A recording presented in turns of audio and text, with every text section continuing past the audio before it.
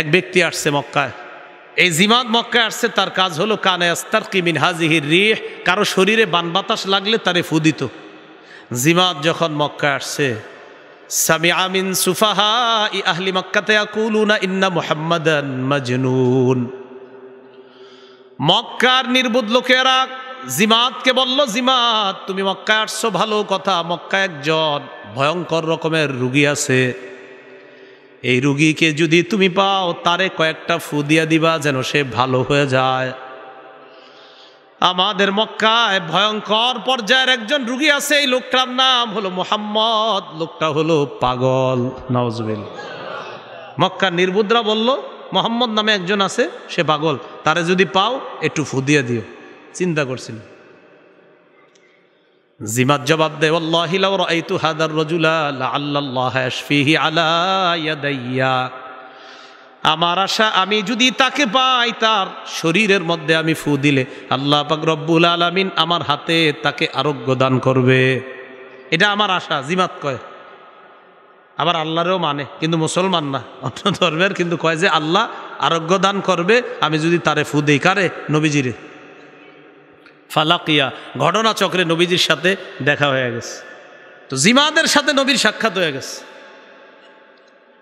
সাক্ষাৎ হওয়ার পর রাসূলুল্লাহ সাল্লাল্লাহু আলাইহি ওয়াসাল্লামের সাথে যখন সাক্ষাৎ হয়েছে, জিমাদ আল্লাহ রাসূল সাল্লাল্লাহু আলাইহি সাল্লামকে বলে, তোমার সমস্যাটা আগেই জানছি আমি, তুমি টেনশন করো না।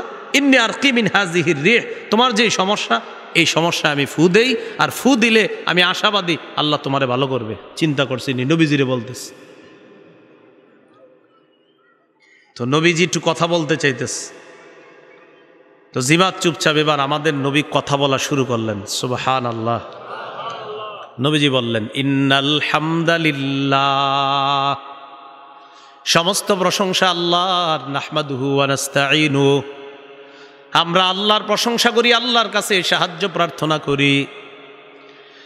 মাই ইয়াহদিহিল্লাহু ফালা মুদিল্লা লাহু ওয়া মাই ইউদ্লিলহু ফালা হাদিয়া লাহু। আল্লাহ যাকে হেদায়েত দেয় তাকে পথভ্রষ্টকারী কেউ নাই, আল্লাহ যাকে পথভ্রষ্ট করে তাকে হেদায়েত দানকারী কেউ নাই। ওয়া আশহাদু আল্লা ইলাহা ইল্লাল্লাহু ওয়াহদাহু লা শারীকা লাহু, আমি সাক্ষ্য দিচ্ছি আল্লাহ ছাড়া কোনো ইলাহ নাই, তিনি একক, তার কোনো শরীক নাই। আমি আরো সাক্ষ্য দিচ্ছি মুহাম্মদ সাল্লাল্লাহু আলাইহি ওয়াসাল্লাম আল্লাহর বান্দা এবং শেষ রসুল। কি রসুল? শেষ রসুল। তো এই কথা বইলা নবী বললেন, আম্মা বা'দু, মানে আমি এখন বক্তব্য শুরু করব। নবীজির ভূমিকার কথাগুলা শোনার পর জিমাদ কয়, থামো। আইদ আলাইয়া কালিমাতিকা হাউলা, তুমি তোমার এই কথাগুলা আবার আমারে শোনাও, যেগুলা বললা এগুলা আবার শোনাও। ফাআদাহুন্না আলাইহি রাসূলুল্লাহ সাল্লাল্লাহু আলাইহি ওয়াসাল্লাম সালাসা মাররাত, নবী এই কথাগুলা জিমাদকে তিনবার আবার শোনায়া দেয়। জিমাদ জবাব দেয়, লাকাদ বালাগনা নাউসাল বাহরি, তোমার এই কথার অর্থ সমুদ্রের গভীর পর্যন্ত পৌঁছে গেছে। সামিআতু কাউলাল কাহানা, আমি গণকদের কথা শুনলাম। ওয়া সামিআতু কাউলাস সাহারা, আমি জাদুঘরদের কথা শুনেছি। ওয়াল্লাহি মা সামিআতু মিসলা কালিমাতিকা হাউলা, আল্লাহর কসম তোমার এই কথার মতো এমন অর্থবোধক কথা আমার জীবনে শুনি নাই। ফু দিতেছ, কি দিতেছ? ফু। জিমাদ কয়, হাতিয়া দাকা উবাইয়াকা আলাল ইসলাম, হাতটা বাড়া দাও, এই মুহূর্তেই মুসলমান হয়ে যেতে চায়। দাওয়াত দিছিনি না, বলে নাই মুসলমান হও, নবী কিন্তু বলে নাই মুসলমান হও, খালি ভূমিকা নিছে, বক্তব্য এখনো শুরু করে নাই। ভূমিকার কথা শুই না, বাচন ভঙ্গি দেইখা মুসলমান হয়ে গেছে। একটু ভাবেন তো কি সুন্দর করে কথা কইতো। লোকমান হাকিম তার সন্তানরে কয়, ইয়া বুনাইয়া আকিমিস সালাহ, তুমি নামাজ কায়েম করবা। ওয়াসবির আলা মা আসাবাক। তোমার জীবনে যদি কোনো বিপদ আসে, এই বিপদে ধৈর্য ধারণ করবা। এই উপদেশগুলা বাবা তার সন্তানকে দিলেন। এরপর লোকমান হাকিম তার সন্তানকে উপদেশ দেয়, ওয়ালা তুসাইর খাদ্দাকা লিন্নাস, তুমি মানুষকে অহংকার বশত অবজ্ঞা করবা না। অহংকার বশত অবজ্ঞা করবা না কাউরে। এই আপনি কি, আপনারা চিনি না, জান এখান থেকে, এটা অহংকার বশত অবজ্ঞা। কাউকে তুমি অহংকার বশত অবজ্ঞা করবা না। ওয়ালা তামশি ফিল আরদি মারহা, জমিনের মধ্যে তুমি দম্ভ ভরে চলবা না।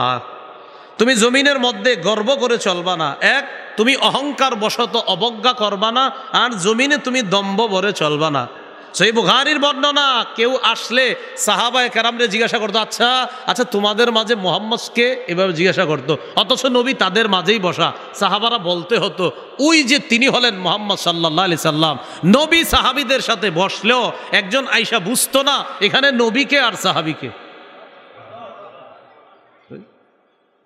ইসলাম শিক্ষা দেয় কি, আমরা করি কি? হায় হায় রে। আল্লাহ বলেন, ওয়ালা তামশি ফিল আরদি মারহা, দম্ভ ভরে তুমি জমিনে চলবা না। এরপর আল্লাহ পাক রব্বুল আলামিন বলেন, ইন্নাল্লাহা লা ইউহিব্বু কুল্লা মুখতালিন ফখুর। আল্লাহ প্রত্যেক দাম্ভিক অহংকারীকে পছন্দ করেন না। প্রত্যেক দাম্ভিক অহংকারীকে আল্লাহ পছন্দ করেন না। এরপর আল্লাহ বলেন, ওয়াকসিদ ফি মাশয়িকা, তুমি যখন রাস্তার মধ্যে চলবা মধ্যম পন্থা অবলম্বন করে চলবা। লোকমান হাকিম তার সন্তানকে কয়, তুমি রাস্তায় যখন চলবা বেশি দ্রুত দৌড়াবা না, আবার আস্তেও হাঁটবা না, মধ্যম গতিতে তুমি চলবা। মধ্যম গতিতে চলবা, এমন ভাবে চলবা যেন তোমারে দেখলে অহংকারী মনে না হয়। এই জায়গায় একটা কথা মনে রাখবেন, মুয়াজ্জিন যখন একামত দেয়, আমাদের অনেক মুসল্লিরা বুলেটের গতিতে দৌড়ে মসজিদে যায়, ঠিক না? মসজিদে যাওয়ার পর কি করে, আমার দিকে তাকান, আল্লাহু আকবার, কি এরকম করে? তো আপনারা কে বলছে এভাবে যাইতে জামাতে? জামাত না, না হাইসেন না, পুরা ইসলাম শিখেন। এভাবে তো আপনারা জামাতে যাইতে বলে নাই। নবী বলছেন, যখন এইভাবে জামাতে যাইবা, আলাইকুম বিস সাকিনাতি ওয়াল ওয়াকার, ধীরস্থিরতার সাথে, গাম্ভীর্যতার সাথে তুমি মধ্যম পন্থা অবলম্বন করে আস্তে ধীরে সুস্থে তুমি জামাতে যাও। যতটুকু জামাত পাও ততটুকু পড়ো, যতটুকু না পাইবা সালাম ফিরানোর পর বাকিটা তুমি একা আদায় করো। ইসলাম তো আপনাকে বলছে এটা। এরপরে আরেকটা ভুল কি করে দেখেন, দ্রুত দৌড়ে, এই মসজিদটাই ধরেন মনে করেন, দ্রুত দৌড়ে আসছে, আইসা আপনার ওই যে সামনে কাদা কুদা দিয়া পাড়ায়া পুরা আইস। আসার পর সে কি করছে, মসজিদের সামনে 14 জনের জুতা আছে, এই সবগুলা জুতা হের জুতার কাদা দিয়া ভরায়া মসজিদে গিয়া দাঁড়ায়া আল্লাহরে খুশি করছে। বুঝলাম আল্লাহরে খুশি করছেন। কিছু ভুল হয়ে থাকলেও আল্লাহর কাছে মাপ চাইলে আল্লাহর হক আল্লাহ মাফ করে দেয়। কিন্তু 14 জনের জুতা যে নষ্ট করলেন, এই যেই বান্দাদের মনে আঘাত করলেন, তারা যদি জুতা দেখা মনে কষ্ট পায়, তারা মাফ না করলে আপনি মাফ পাবেন না। কাজটা করলেন কি আপনি?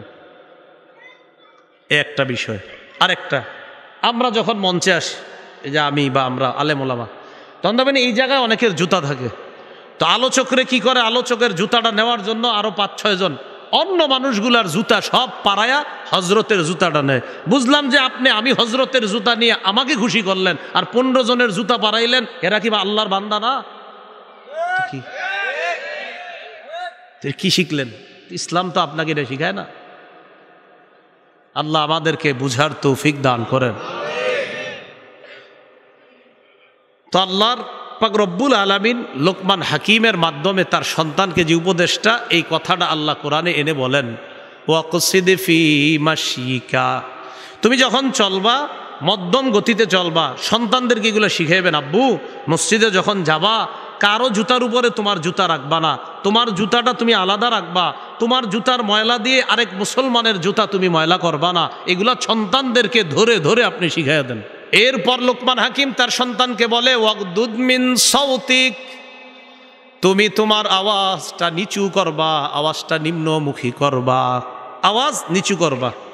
আওয়াজটা বেশি উঁচু করবা না, এত জোরে কথা না বলা যে মানুষ কিচ্ছু বুঝে না, এত আস্তে না বলা এটাও বুঝে না, বেশি জোরে বিরক্তিকর, বেশি আস্তে বোঝা যায় না, মিডিয়াম গতিতে তুমি কথা বলবা। আমাদের কথা শুনলে তো অনেক মানুষ মনে করে আরে হে কি এরকম চিল্লাইতেছে খালি, অথচ নবীজির কথা শুই না, শুধু দাওয়াতও দেয় নাই, শুধু কথার ভঙ্গি দেখা মুসলমান হয়ে গেছে। লোকমান হাকিম তার সন্তানরে কয় ওয়াকসিদ ফি মাশয়িকা ওয়াগদুদ মিন সাউতিক, তুমি মধ্যম গতিতে হাঁটবা, বেশি জোরে না, আস্তে না, আওয়াজ নিচু করে কথা বলবা, এত নিচু যে মানুষ বুঝে না, আবার এত জোরেও না শুনতে বিরক্তিকর, বরং এমনভাবে যেটা শুনতে সাবলীল সুন্দর মনে হয়, এইভাবে তুমি কথা বলবা।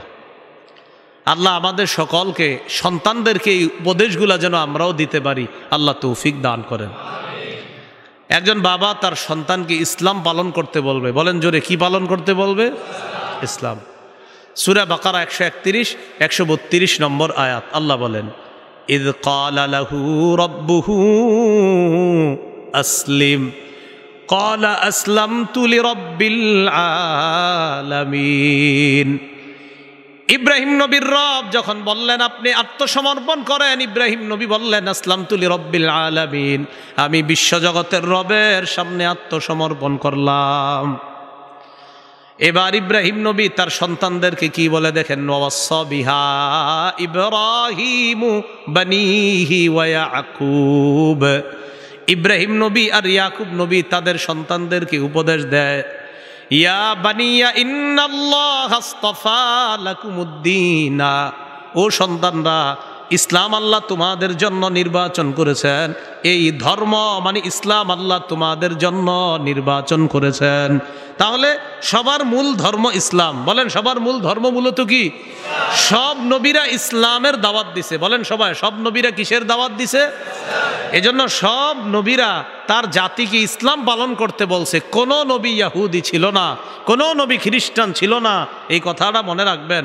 আল্লাহ বলেন, আম তাকুলুনা ইন্না ইব্রাহিমা ওয়া ইসমাঈলা ওয়া ইসহাক ওয়া ইয়াকুবা ওয়াল আসবাত কানু হুদান আও নাসারা, নাকি তোমরা বলো ইব্রাহিম, ইসমাইল, ইসহাক, ইয়াকুব আর তার সন্তানরা ইহুদি ছিল অথবা খ্রিস্টান ছিল? ইহুদিরা কয় তারা ছিল ইহুদি, খ্রিস্টানরা কয় এই নবীরা ছিল খ্রিস্টান। আল্লাহ কয় নবী আপনি এদেরকে বলেন আনতুম আলামু আমিল্লাহ, আচ্ছা তোমরা বেশি জানো না আল্লাহ বেশি জানে? বলেন কে বেশি জানে?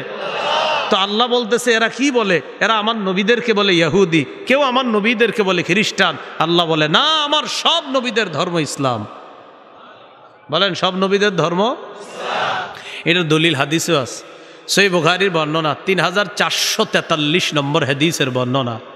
ক্বালা রাসূলুল্লাহি সাল্লাল্লাহু আলাইহি ওয়াসাল্লাম, আল্লাহ নবী বলেন, আনা আউলান নাস বিঈসা ইবনে মারইয়াম ফিদ দুনিয়া ওয়াল আখিরা, দুনিয়া আখিরাতে ঈসা নবীর সবচাইতে কাছের মানুষ আমি। নবী বলেন দুনিয়া আখিরাতে ঈসার সবচেয়ে ঘনিষ্ঠ আমি। এবার নবীজি বলেন, আল আম্বিয়া ও ইখওয়াতুন লিআল্লাত, সব নবীরা বৈমাত্রীয় ভাই, সব নবীরা বৈমাত্রীয় ভাই, মা ছাড়া ভাই। এবার মা ছাড়া ভাই মানে কি? নবীজি বলেন উম্মাহাতুহুম শাত্তা, সব নবীদের মা আলাদা, ওয়া দীনুহুম ওয়াহিদ, সব নবীদের ধর্ম একটা, ইসলাম। বলেন সব নবীদের ধর্ম কি? তো বাবা ইব্রাহিম নিজে ইসলাম পালন করছে, সন্তানদেরকে কি পালন করতে বলছে? এজন্য সাবধান, কোনো নবীরই ইহুদি বলা যাবে না, কোনো নবীকে খ্রিস্টান বলা যাবে না। আল্লাহ আমাদের সকলকে কথাগুলা বুঝার তৌফিক দান করেন। সন্তানকে আস্তে আস্তে যখন বড় করবেন, ও যখন দুনিয়াতে আসবে, আসার পর আপনার করণীয় কি? এই ওরে যখন এই কথাগুলো আপনি বলবেন, শিরিক করবা না, নামাজ পড়বা, এইগুলা বলার আগ পর্যন্ত ওরে আপনি একটা পরিবেশ দিয়ে বড় করতে হবে, তাহলে ও আপনার কথাগুলা সহজে গ্রহণ করবে। খুব মনোযোগ দেন, সহজে গ্রহণ করবে কখন? ওরে যখন একটা সুন্দর পরিবেশে বড় করবেন। যেদিন ও জন্ম নিবে, ওর কানে আজান দেওয়া। বলেন কি করা? ও জন্মের আগে একটা করণীয়, সেটা হলো হাসবো না, কেউ হাসবো না। সহিহ বুখারীর বর্ণনা 6388 নম্বর হাদিসের বর্ণনা, হাদিসের অনুবাদে আমরা কেউ হাসবো না। রাসূলুল্লাহ সাল্লাল্লাহু আলাইহি সাল্লাম বলেন, লাউ আন্না আহাদাকুম ইযা আরাতা আইয়াতিয়া আহলা, তোমাদের কেউ যখন তার বিবির কাছে যাওয়ার ইচ্ছে করে, তোমাদের কেউ যখন তার বিবির সাথে আল্লাহ প্রদত্ত বৈধ সম্পর্ক স্থাপনের নিয়ত করে, ফাকালা বিসমিল্লাহি আল্লাহুম্মা জান্নিবনা শাইতান ওয়া জান্নিবিশ শাইতানা মা রাযাকতানা, তখন এই দোয়াটা পড়বে বিসমিল্লাহ, আল্লাহর নামে, আল্লাহ জান্নিবনা শাইতান, আমাদেরকে শয়তান থেকে দূরে রাখেন, ওয়া জান্নিবিশ শাইতানা মা রাযাকতানা, আল্লাহ আমাদেরকে যে সন্তান দিবেন এই সন্তান থেকেও শয়তানকে আপনি দূরে রাখেন। নবীজি বলেন ইন্নাহু ইয়ুকদ্দার বাইনাহুমা ওয়ালাদ, তাদের এই সম্পর্ক যেটা দোয়ার মাধ্যমে করছে সম্পর্কটা, এই সম্পর্কে যদি আল্লাহ কোনো সন্তান দেওয়ার ফায়সালা করেন, লাম ইয়াদুররুহু শাইতানুন আবাদা, এই সন্তানকে শয়তান কখনো কোনো ক্ষতি করতে পারবে না। তাহলে জন্মের আগে এই আমলের মাধ্যমে একটা সন্তান যেন দুনিয়াতে আসে। এবার সন্তানটা দুনিয়াতে যখন আসবে, আসার আগে মায়ের পেটে যখন থাকবে, ওই মাকে ভালো ভালো আমল করতে বলবেন, কোরআন তেলাওয়াত করতে বলবেন, মাকে ভালো চিন্তা চেতনা তার মাথায় দিয়ে দিবেন। রসুল সাল্লাল্লাহু আলাইহি সাল্লামের মাথা থেকে পা পর্যন্ত যে বর্ণনাগুলো আছে, এই বর্ণনাগুলো ওই মায়ের সামনে রাখার চেষ্টা করবেন। শামাইলে তিরমিজি নামে একটা কিতাব আছে, কি নাম? শামাইলে তিরমিজি, এটার বাংলা বের হয়েছে। এটার বর্ণনার বিষয় হলো নবীর মাথা থেকে পা পর্যন্ত দেখতে কেমন, চুল মোবারক কেমন, চোখ কেমন, কান কেমন, নাক কেমন, সব এখানে আছে। যেমন সহিহ বুখারীর একটা বর্ণনা আছে, 3547 নম্বর হাদিস। হযরত আনাস বলেন, কানা রাসূলুল্লাহ সাল্লাল্লাহু আলাইহি ওয়াসাল্লাম রাবআতাম মিনাল কওম, নবীজি মাঝারি গড়নের ছিলেন। লাইসা বিত্তাবিল, বেশি লম্বা ছিলেন না, ওয়ালা বিল কাসির, বেশি খাটো ছিলেন না, মাঝারি ধরনের ছিলেন। এরপর হযরত আনাস বলেন, লাইসা বি আদামা ওয়ালা বি আবিয়াদ আমহাকা, লাইসা বি আবিয়াদ আমহাকা ওয়ালা বি আদামা, নবীজি ধবধবে সাদা ছিলেন না, আবার একবারে মাটির কালারের ছিলেন না। আজহারুল লাউন, লাল লাল ভাব গোলাপি রঙের ছিলেন। কি রঙের?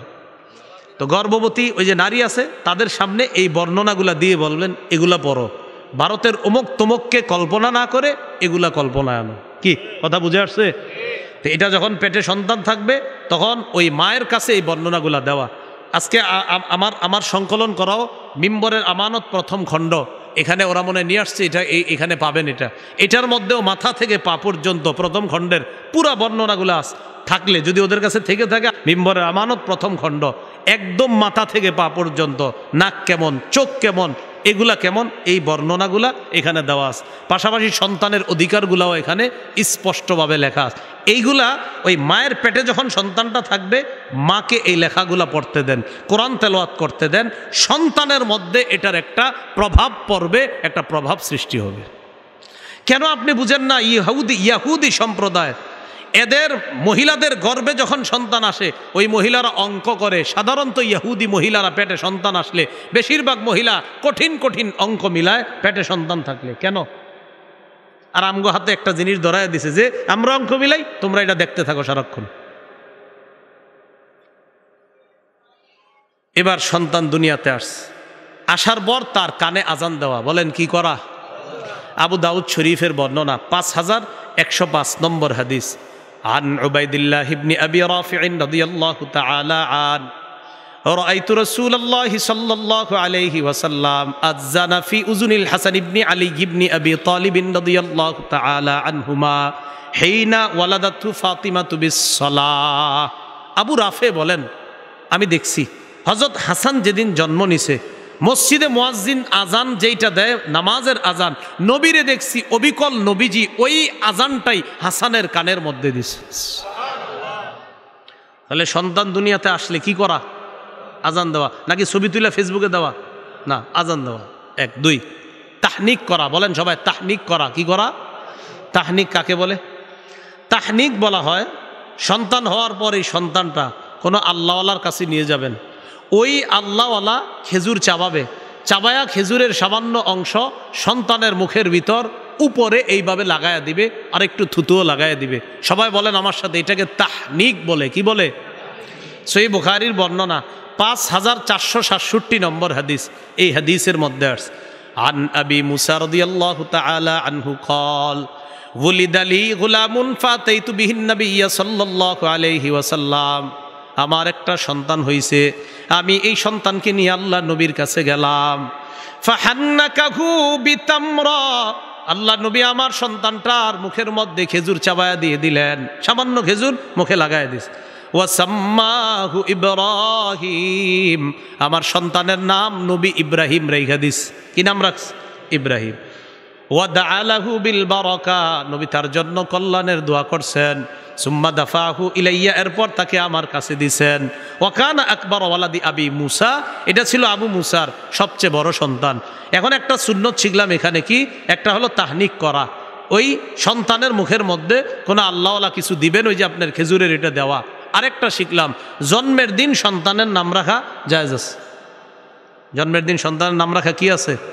জায়েজ আছে। আকিকার দিনে রাখা, ওইটারও হাদিস আছে। আবার জন্মের দিনে রাখা যে জায়েজ, এটাও আমরা হাদিসে পাইলাম। সহিহ বুখারীর 5467 নম্বর হাদিস। সূরা আলী ইমরানের 36 নম্বর আয়াতেও আছে। ঈসা নবীর আম্মা মারিয়াম যেদিন জন্ম নিস, ঈসা নবীর নানি তার নাম রাখছে ইন্নী সাম্মাইতুহা মারিয়াম, আমি আমার কন্যার নাম রাখছি মারিয়াম। তাহলে জন্মের দিন সন্তানের নাম রাখা বৈধ, জায়েজ। এটা কোরআনেও আছে, হাদিসেও আছে। মনে থাকবেনি সবার কথাটা? আচ্ছা, এখন এইখান থেকে আরেকটা শিখছি, সন্তান হুজুরের কাছে নিছে না হুজুরের বাসায় আনছে? কোনটা কন? কারে নিছে? হুজুরের কাছে নিছে। তো আপনারা যদি কন ইমাম সাহেব রেগে হুজুর আসেন, হুজুর যে বলে আমার একটু কাজ আছে, তো ঠিক আছে তাহলে চাকরি ছেড়ে চলে যান। কি কথা বুঝে আসছিনি? তাহলে হুজুরে আনবেন না নিয়ে যাবেন? নিয়ে যাবেন। এটা কিন্তু আপনি বললেন না গিয়া যে হুজুর আপনি আমার বাসায় যাবেন না, তো এই মসজিদে থাকার দরকার নাই, আপনি চলে যান। হাদিস আপনারই শিখাইল কি, আর আপনি করেন কি? আপনি সন্তান নিয়ে যাবেন, হুজুরে আনবেন না।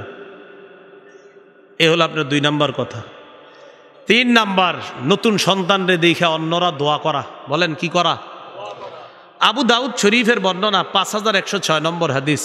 আম্মা জান আয়েশা সিদ্দিকা রাদিয়াল্লাহু তাআলা আনহার বর্ণনা, কানা রাসূলুল্লাহ সাল্লাল্লাহু আলাইহি ওয়াসাল্লাম ইউতা বিসবিয়ান ওয়া কানা ইয়াদউ লাহুম বিল বারাকা, নবীজির কাছে শিশুদেরকে আনা হতো, নবী তাদের জন্য বরকতের দোয়া করতেন। বলেন সবাই, কোনো শিশুরে কোলে নিয়ে আমরা কি করব? তার জন্য বরকতের দোয়া, নাকি ছবি তুলবো? কি করব? বরকতের দোয়া করব। আল্লাহ আমাদেরকে এই সুন্নাহগুলা পালন করার তৌফিক দান করেন। 4, শিশু সন্তানের কান্নাকে গুরুত্ব দেওয়া। ও যদি কান্না করে, ওর কান্নাটা গুরুত্ব দিবেন। আল্লাহু আকবার। নামাজে দাঁড়াইছে মা, দাঁড়ানোর পর একটা সূরা নিছে, বড় সূরা, কথার কথা আপনার ওয়াদ্দুহা ওয়াল্লাইলি ইযা সাজা মা ওয়াদ্দাআকা রাব্বুকা ওয়া মা ক্বালা, এটা কিন্তু ওই কুল হু আল্লাহ ফালাক নাসের চেয়ে তুলনামূলক একটু বড়। তো মা নিয়ত করছে বড় সূরাটা পড়বে, ইতিমধ্যে বাচ্চা চিৎকার দিয়ে উঠছে। তখন মায়ের কর্তব্য এই ছোট 3 আয়াত দিয়ে প্রথম রাকাত শেষ করা, দ্বিতীয় রাকাতে আবার ছোট 3 আয়াত অথবা বড় 1 আয়াত পইরা দ্বিতীয় রাকাত পইরা, এরপরে নামাজ যত রাকাত হয় 3 রাকাত ওয়ালা হলে 3 রাকাত, 4 রাকাত হলে 4 রাকাত নামাজ শেষ করে বাচ্চার কান্না তাড়াতাড়ি থামানো। এটা বাচ্চা এই অধিকার আপনার কাছে পাও না যে তুমি নামাজ তাড়াতাড়ি শেষ করে আমারে কোলে নাও, আমি সমস্যায় আছি। এই অধিকার বাচ্চা আপনার কাছে পায়। দলিল সহিহ বুখারীর 868 নম্বর হাদিস।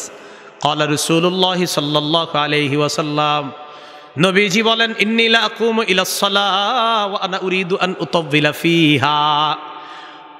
নবীজি বলেন, আমি নামাজে দাঁড়াই, দাঁড়ানোর পর আমি নিয়ত করি লম্বা কেরাত পড়ব। ফাসমাউ বুকা আস-সাবী, হঠাৎ যদি আমি কোনো শিশুর কান্নার আওয়াজ শুনি, আতাজাওয়াজু ফি সালাতি খাশিয়াতা আন আশুক্কা আলা উম্মিহি, হয় মা আর সন্তানের কষ্টের কথা চিন্তা কইরা আমি লম্বা কেরাত পড়ার নিয়তটা বাদ দিয়া শর্ট কেরাত পইরা তাড়াতাড়ি নামাজ শেষ করি, যেন ওই শিশু আর তার মায়ের কষ্ট না হয়। কথা কি বুঝছেন নি আপনারা? এখানে আবার একটা মাসালা, আপনারা আবার কিন্তু আগামীকালে এই মসজিদে নারী পুরুষ সব এক লগে ঢুকেন না। ওই যুগে ফেতনা কম ছিল, ফেতনা ছিলই না নবীর যুগে। তো নবীর পিছনে পুরুষ শিশু নারীরা নামাজ আদায় করতেন। আম্মাজান এই মাসালা 1500 বছর আগেই সমাধান করে গেছে যে এখন ফেতনা। তো 1500 বছর আগে আম্মাজান ফেতনা বলছে, এখন তো ফেতনা নাই। এই তো যাই হোক, তো বুঝছেন আপনারা। তো নবীজি বলেন বাচ্চার কষ্টের কথা শুই না আমি নামাজ সংক্ষিপ্ত করি। এখন আপনারা যারা বাবা আছেন, আপনিও নামাজে দাঁড়াইছেন, কথার কথা আপনার বিবি গেছে রান্না করতে গেছে, বাচ্চাটা আপনার পাশে আছে, বিবি কোনো কাজে আছে, ইতিমধ্যে আপনি বাচ্চার পাশে নামাজে দাঁড়াইছেন, আপনি বাবা লম্বা কেরাত নিছেন, বাচ্চা চিৎকার দিছে, ওই আপনিও একই কাজ করবেন, তাড়াতাড়ি শর্ট কেরাত দিয়ে নামাজ শেষ করে ওকে আপনি কোলে নেওয়া, ওর কান্না থামানো, এটা বাচ্চা এই অধিকার আপনার কাছে পাও না। 5 নাম্বার আকিকা করা। বলেন কি করা? আকিকা। বাইহাকি শরীফ হাদিসের কিতাব 19760 নম্বর হাদিস। ক্বালা রাসূলুল্লাহ সাল্লাল্লাহু আলাইহি ওয়াসাল্লাম ইন্নাল ইয়াহুদা তাউক্কু আনিল গুলাম ওয়ালা তাউক্কু আনিল জারিয়া।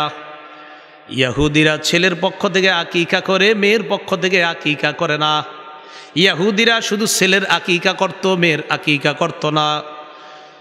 নবীজি ইসলামের মধ্যে নারীর সম্মান বাড়ায়া দিলেন। আল্লাহ নবী বললেন উক্কু আনিল গুলামি শাতাইন, ছেলের পক্ষ থেকে 2টা পশু আকিকা করবা, ওয়া আনিল জারিয়াতি শাতান, মেয়ের পক্ষ থেকে 1টা পশু আকিকা করবা।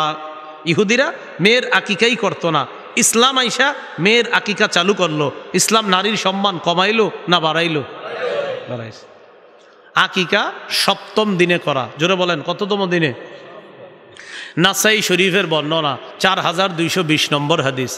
আন সামুরাত ইবনে জুনদুবিন রাদিয়াল্লাহু তাআলা আনহু قال قال رسول الله صلى الله عليه وسلم كل غلام رهين بعقيقته تذبح عنه يوم السابع।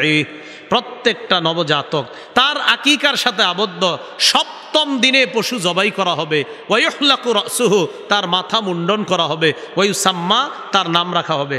তাহলে আকিকা করা, মাথা মুন্ডন করা, 7ম দিনে নাম রাখা।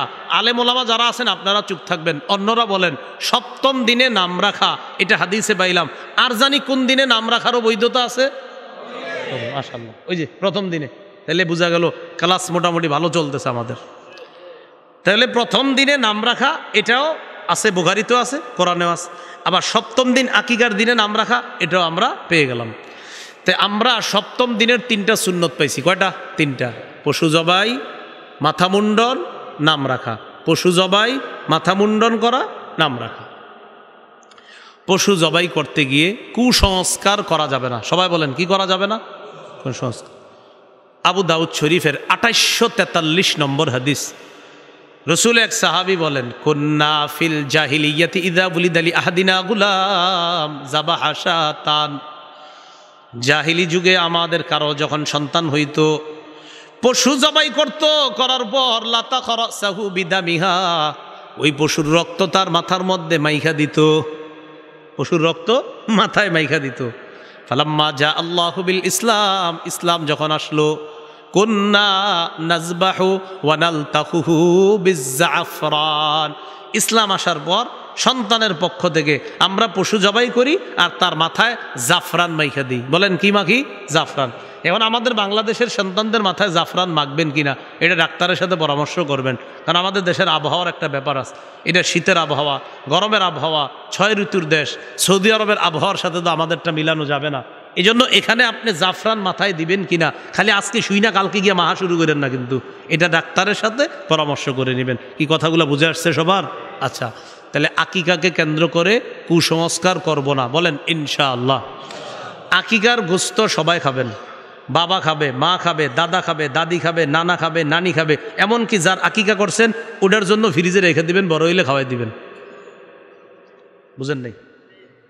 মানে এলাকার কিতাবগুলোতে লেখা আছে। কোথায়? কিছু এলাকার কিছু কিতাবে লেখা আছে যে আকিকার গোস্ত খাওয়া যায় না। এই কিতাবটা আমি এখনো পাইনি। তো হ্যাঁ, এরকম লেখা থাকে। তো এরকম এগুলা আল্লাহ জানে কি কোনো গাছে টাছে লেখা আছে কিনা, না কই থেকে পায় এই কথা। আকিকার গোস্ত সবাই খাবেন। কোরবানির গোস্ত যেমন নিজে খান অন্যরে দেন, আপনি এরকম করবেন আকিকার গোস্ত নিজে খাবেন অন্যরে দিবেন। কি আশ্চর্য কথা! আল্লাহ আমাদেরকে আমল করার তৌফিক দান করেন। এইগুলো আকিকার কথা, পশু জবাই করা। আকিকার দিনে দ্বিতীয় সুন্নতটা হলো মাথা মুন্ডন করা। মাথা যখন মুন্ডন করবেন সপ্তম দিনের যে মুন্ডন করলেন এই চুলটা একটা টিস্যুর মধ্যে বা একটা পলিথিনে বা একটা ছোট্ট ব্যাগে রেখে দিবেন।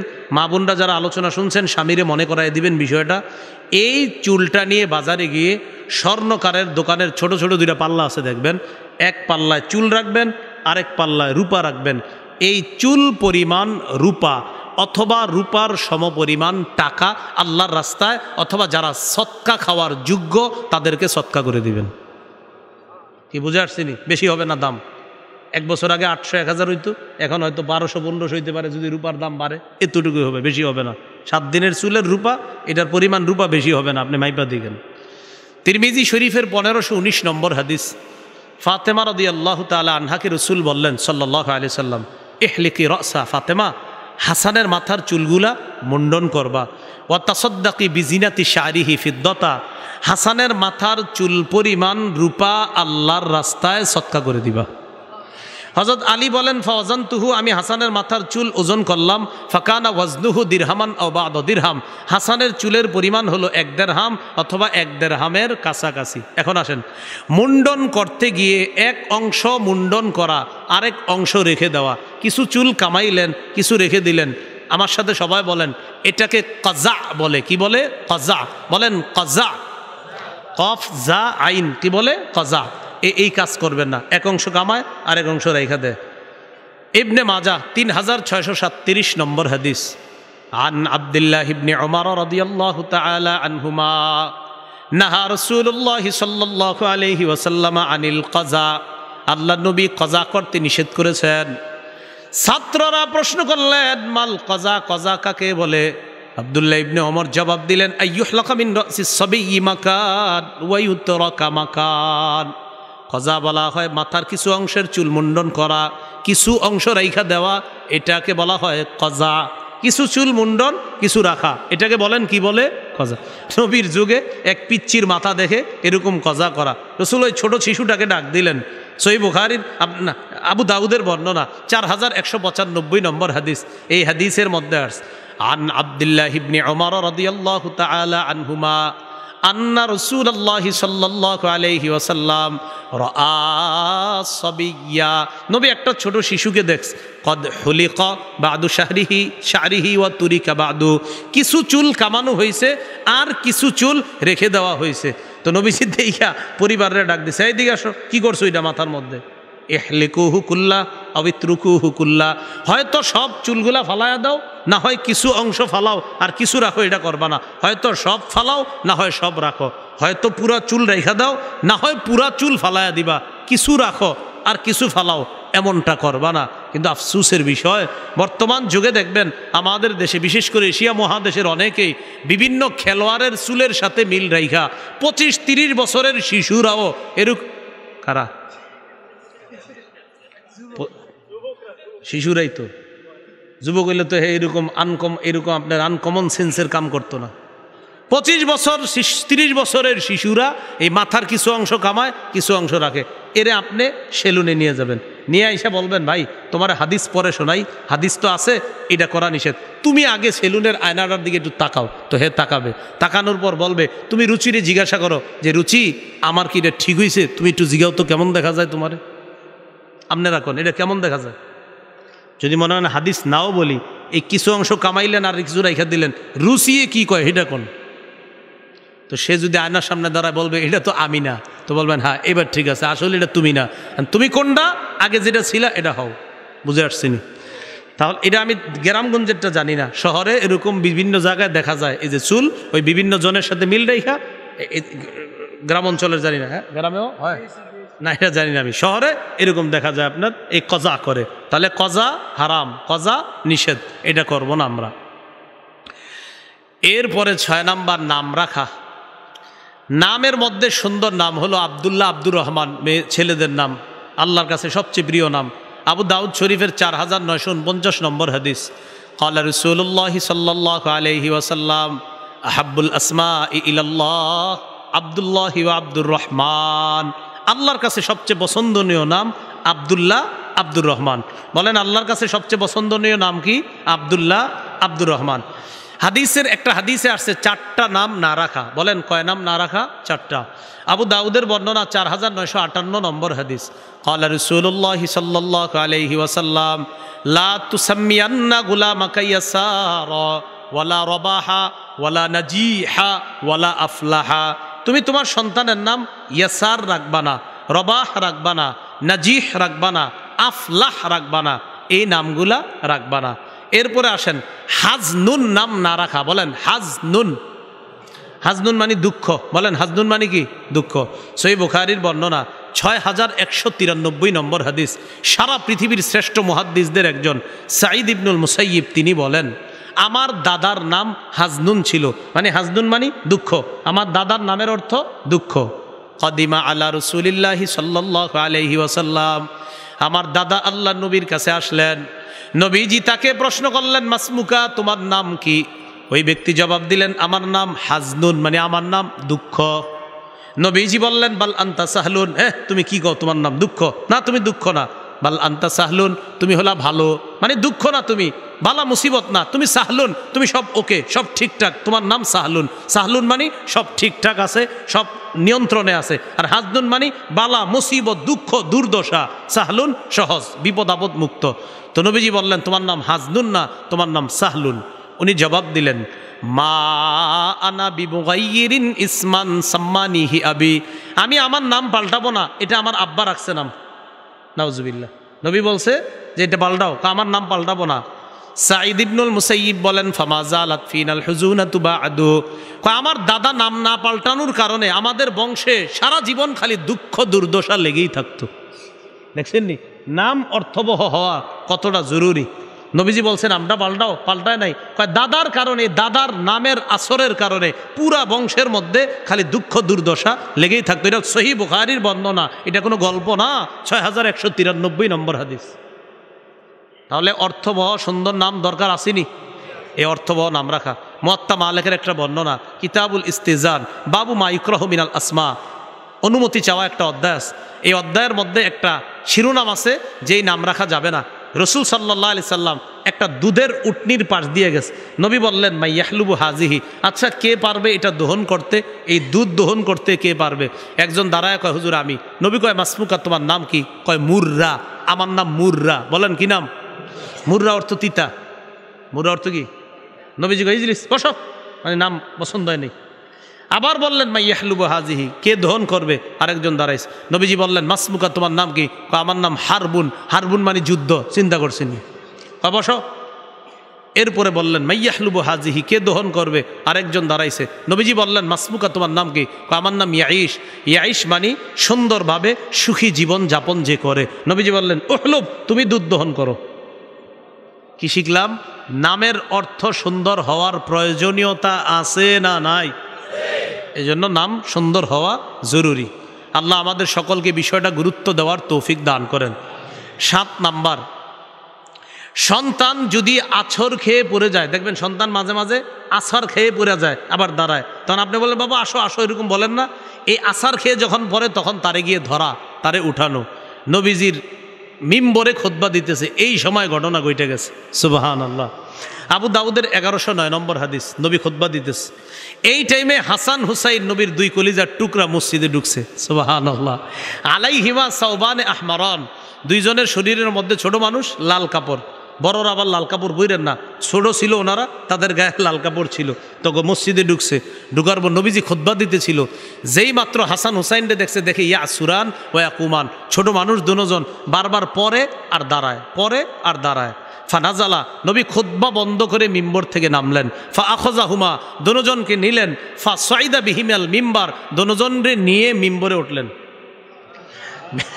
মিম্বরে উঠা রাসূলুল্লাহ সাল্লাল্লাহু আলাইহি সাল্লাম বললেন, ইন্নামা আমওয়ালুকুম ওয়া আওলাদুকুম ফিতনা, তোমাদের সম্পদ, তোমাদের সন্তান, এগুলা ফিতনা। সূরা তাগাবুনের 15 নম্বর আয়াত তেলাওয়াত করলেন। সম্পদ আর সন্তান ফিতনা, পরীক্ষা। দেখছো আজকে আমার খুতবার মধ্যেও হাসান হুসাইন আমারে পরীক্ষায় ফেলায় দিছে। রাআইতু হাযাইনে, ওদের দুইজনরে দেখা, ফালাম আসবির, আমি সহ্য করতে পারি নাই, মায়ায় তাড়াতাড়ি নাইমা তাদেরকে কোলে নিছি। তো ওইটা যাই হোক, নবীজি অন্য আরেকটা বুঝাইছে যে দেখো সন্তান সম্পদ এগুলা ফেতনা, এগুলা পরীক্ষা। দেখছো আমার খুতবা বন্ধ করে দিছে দুজন, মায়া। তো যাই হোক, এখান থেকে যেটা শিখলাম, হাসান হুসাইন পড়ে যাচ্ছিল, নবীজি খুতবা বন্ধ করে তাদেরকে এসে নিলেন। তো এটা শিখলাম, ছোট সন্তান আমাদের সামনে যারা রাস্তাঘাটে দেখবেন হোঁচট খায় পড়ে যায়, তাদেরকে গিয়ে ধরা, রক্ষা করা, এটা শিশু আপনার আমার কাছে পাওনা। এরপরে সন্তানের অধিকার, বলেন আমার সাথে, বিজাতীয় পোশাকে বলেন অভ্যস্ত না করা। নাসাই শরীফের বর্ণনা 5316 নম্বর হাদিস। এই হাদিসের মধ্যে আসছে আব্দুল্লাহ ইবনে আমরের বর্ণনা, ওমর না, আব্দুল্লাহ ইবনে আমর, আন্নাহু রাআহু রাসূলুল্লাহ সাল্লাল্লাহু আলাইহি সাল্লাম, নবীজি তাকে দেখলেন, আলাইহি সাওবানে মুআসফারান, তার শরীরে কুসুম রঙের দুইটা জামা। কি রঙের? কুসুম। নবীজি দেখার পর বললেন, হাজিহি সিয়াবুল কুফফার ফালা তালবাসহা, এগুলা কাফেরদের পোশাক, খোলো, এগুলা আর পরবা না। কুসুম রঙের জামা দেখে বললেন, এগুলা কাফেরদের পোশাক, খোলো, এগুলা আর পরবা না। তো কুসুম রঙটা একটু মনে রেখেন, এই জাতীয় রং না পরাই ভালো আমাদের জন্য। ইসলামী পোশাকে অভ্যস্ত করা, যেই পোশাক সতর ডাকে, বলেন ইসলামী পোশাকে অভ্যস্ত করা, যেই পোশাক কি ডাকে? সতর।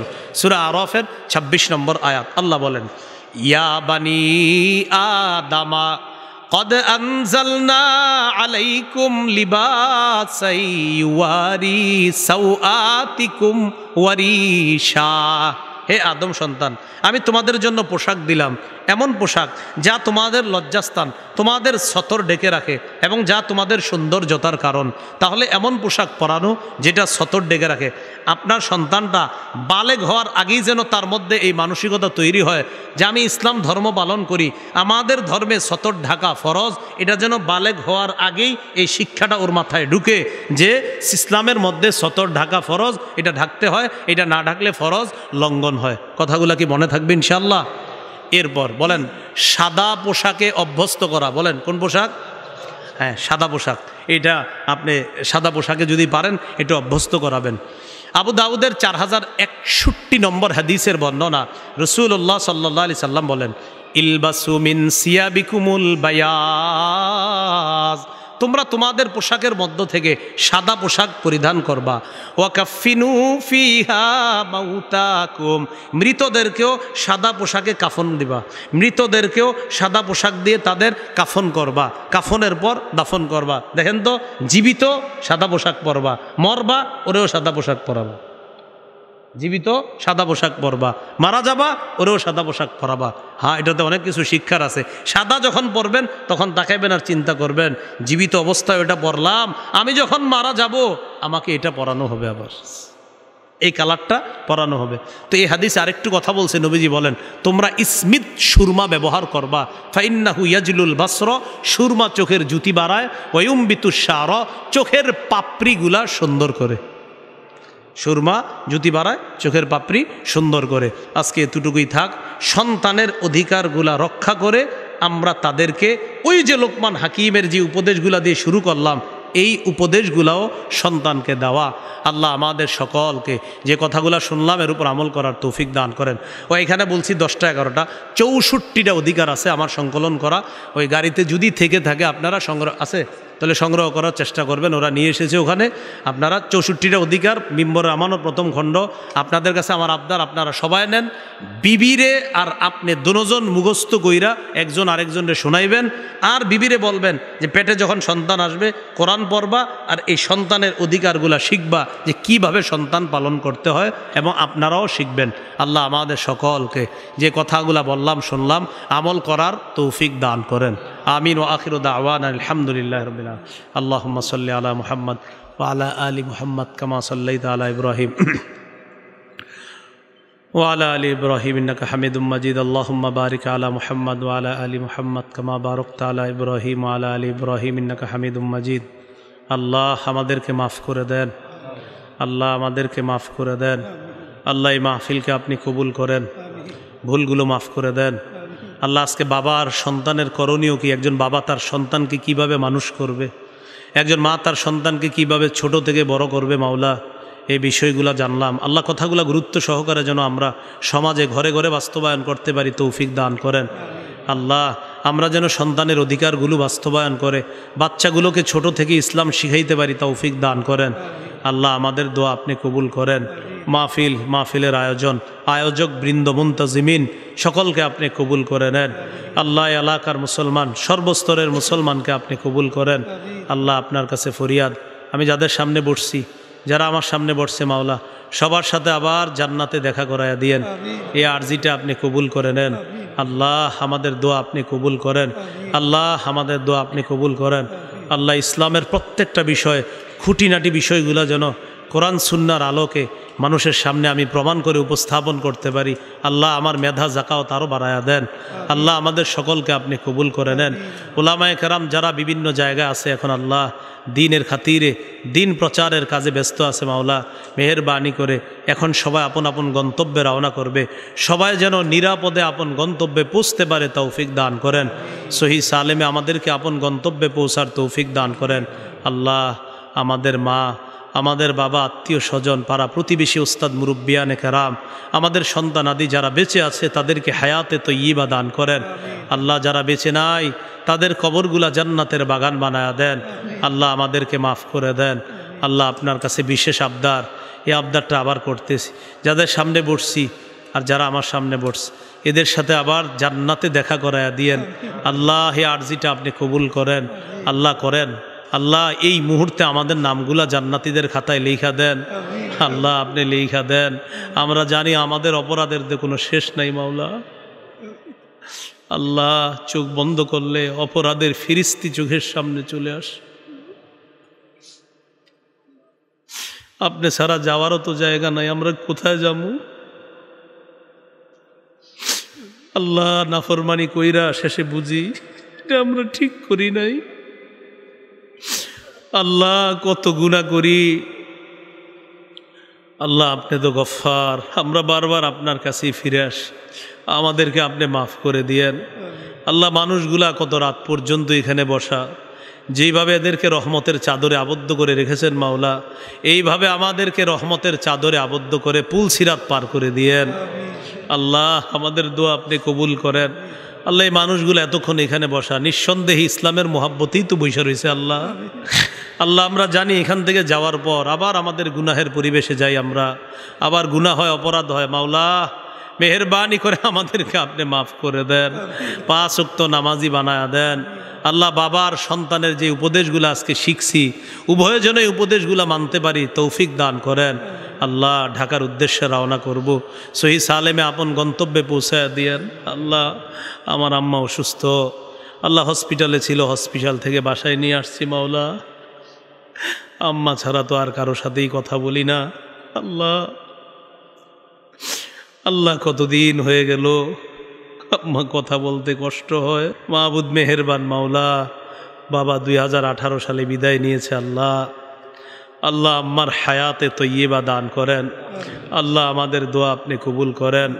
রব্বানা তাকাব্বাল মিন্না ইন্নাকা আনতাস সামিউল আলিম ওয়া তুব আলাইনা ইন্নাকা আনতাত তাওয়াবুর রহিম ওয়া সাল্লাল্লাহু তাআলা আলা খাইরি খালকিহি মুহাম্মদ ওয়া আলা আলিহি ওয়া আসহাবিহি আজমাইন। সুবহানা রাব্বিকা রাব্বিল ইজ্জাতি আম্মা ইয়াসিফুন ওয়া সালামুন আলাল মুরসালিন আলহামদুলিল্লাহ।